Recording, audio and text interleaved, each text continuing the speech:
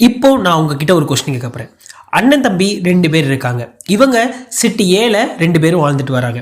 அண்ணன் சிட்டி பிலையும் தம்பி சிட்டி சிலையும் வேலை பண்றாங்க. 2 பேருக்கும் கரெக்டா 6 மணிக்கு வேலை முடியும். இந்த 2 சிட்டில இருந்து சிட்டி ஏக்கு வர கரெக்டா 30 மினிட்ஸ் டிராவல் ஆகும். அண்ணனுக்கு சிட்டி பில இருந்து சிட்டி ஏக்கு எவ்ரி 15 மினிட்ஸ் ஒரு பஸ் இருக்கு.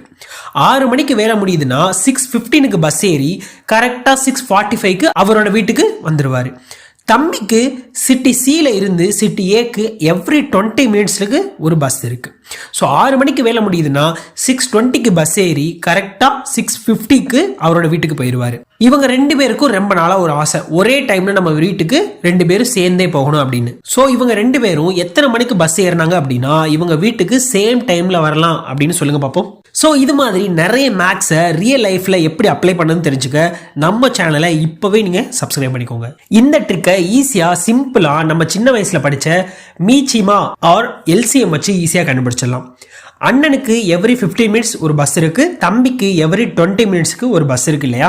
ஸோ இந்த 15 and 20க்கு உள்ள எல்சிஎம் எடுத்தோம் அப்படின்னா நமக்கு 60 வருது. ஸோ இவங்க 2 பேரும் 6 மணில இருந்து கரெக்டா 60 மினிட்ஸ் கழிச்சு, அதாவது 7 மணிக்கு பஸ் ஏறினாங்க அப்படின்னா 7:30க்கு அவங்களோட சிட்டி ஏல உள்ள வீட்டுக்கு சேர்ந்தே போயிடலாம். ஸோ நெக்ஸ்ட் எந்த மேத்தமேட்டிக்ஸை பத்தி பேசலாம் அப்படின்னு இப்பவே கமெண்ட் பண்ணிருங்க.